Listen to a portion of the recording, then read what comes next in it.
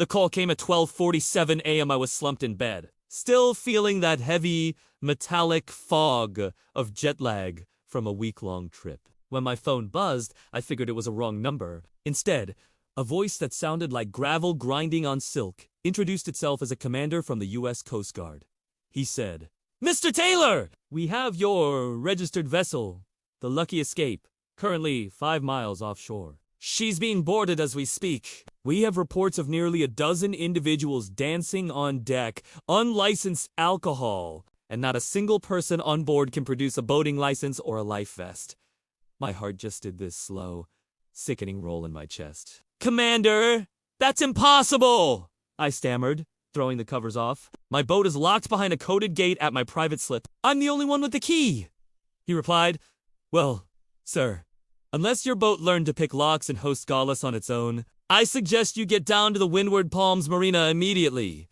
I threw on some wrinkled jeans, grabbed my keys, and my pulse was just pounding like a war drum. Windward Palms was this high-end waterfront community where the HOA fees cost more than some people's mortgages. It was supposed to be secure. When I got there, the scene was like a low-budget action movie. Flashing red and blue lights were painting the white hull of my boat. Uniformed officers were questioning a group of people in cocktail dresses and pastel polo shirts, the Gold Coast elite, looking disheveled and drunk. And then I saw her. Standing stiffly near the gangplank, her platinum blonde bob perfectly coiffed, was Olivia Cartrite. Olivia was the president of the Windward Palms Residential Association, the self-appointed goddess of our waterfront. She spent her days measuring people's hedges and her nights, apparently, moonlighting as a pirate. "That's my boat," I shouted, pushing past a cluster of weeping socialites. "I'm Frederick Taylor." "I didn't authorize any of this!" One of the officers looked up from his clipboard and gestured toward Olivia. "She claimed the HOA controlled the dock properties and could authorize recreational community use for the Summer Gala since the clubhouse renovations were behind schedule." I turned to Olivia. Her lips were pursed so tight she looked like she had just sucked on a lemon. "Frederick," she said, her voice dripping with fake concern, "you weren't using the vessel. It was the most ... presentable option for the community. We have access rights to shared resources." I shot back. "It's not a shared resource, Olivia. It's deeded to my property." The lead investigator stepped between us. "Mr. Taylor, if you want to press charges for the unauthorized use of a vessel, now is the time." My voice was low and shaking with fury as I said, "I'm pressing charges. And I'm not stopping until every one of you is off my deck."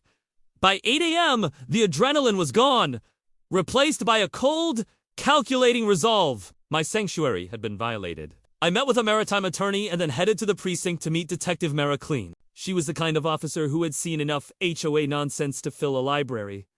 She sat across from me, clicking a pen. "Mr. Taylor," she said, "we verified the deed. That dock is indisputably yours. The association has 0 rights to it, but we found something more interesting on your dock camera footage." I had installed a Mosho-activated camera 6 months earlier. The footage was damning. It showed Olivia Cartrite using a master key to unlock my private gate. She wasn't just walking in. She was directing a catering crew like a general commanding an invasion. More importantly, it captured her handing heavy envelopes to the association treasurer, Douglas Wright. "That's not just trespassing," Clean noted. "That's conspiracy. And there's the matter of the security module. Your onboard system was manually powered off from inside the cabin. That proves they knew they were breaking the law and tried to hide the evidence. The damage to the Lucky Escape was heartbreaking. The galley cabinets were ripped, wine was soaked into the custom upholstery, and the helm screened the brain of the boat was cracked." As I left the station, a neighbor named Linda stopped me. She was usually quiet, terrified of Olivia's retribution. "I overheard them," she whispered, looking over her shoulder. "Olivia told Douglas that nobody would care about the boat if it was just for one night. She said you were reasonable and could be handled. That was her biggest mistake." She mistook my silence for weakness. I spent the next 48 hours buried in the HOA bylaws. Most people never read them, but I treated them like a sacred text. And there it was. Appendix D. Section 9. No member of the board shall engage in use of privately owned property for community purposes without written consent. Violation is grounds for immediate removal. I didn't need a lawyer to tell me what to do. I needed a petition. By the time the sun set on Friday, I had signatures from 20% of the neighborhood. People were tired of the Cartrite hejimi, tired of $50 fines for inappropriate flag placement and $100 penalties for trash cans being out 10 minutes too long. When I called a special meeting, Olivia was nowhere to be found. She had fled to a wellness retreat in Arizona, which we later found out was a lie too by time. The community center was standing room only. Douglas Wright, the treasurer, sat at the front, sweating through his expensive silk shirt. I walked to the podium and held up the emails Detective Clean had uncovered from the HOA server. Olivia wrote to Douglas, "If he finds out, we spin it as a misunderstanding. He's reasonable." Well, I addressed the silent room. I am not feeling particularly reasonable today. The vote for removal took 20 minutes. The tally was 64 in favor, 2 opposed. Olivia Cartrite was officially removed from office. The room erupted in applause, but I didn't join in. I knew this was just the tip of the iceberg. 2 days later, the stakes shifted from neighborhood drama to federal felony. Agent Rafael Mendoza from Homeland Security called me in. "Mr. Taylor, we've been monitoring your HOA for months," he said, sliding a thick file across the table. "We believe Olivia?" Cartwright was using the association as a front to launder money through a shell nonprofit called the Windward Coastal Enrichment Fund. Your boat party. It wasn't a gala. It was a meeting for out-of-state buyers to acquire waterfront property through forged deeds.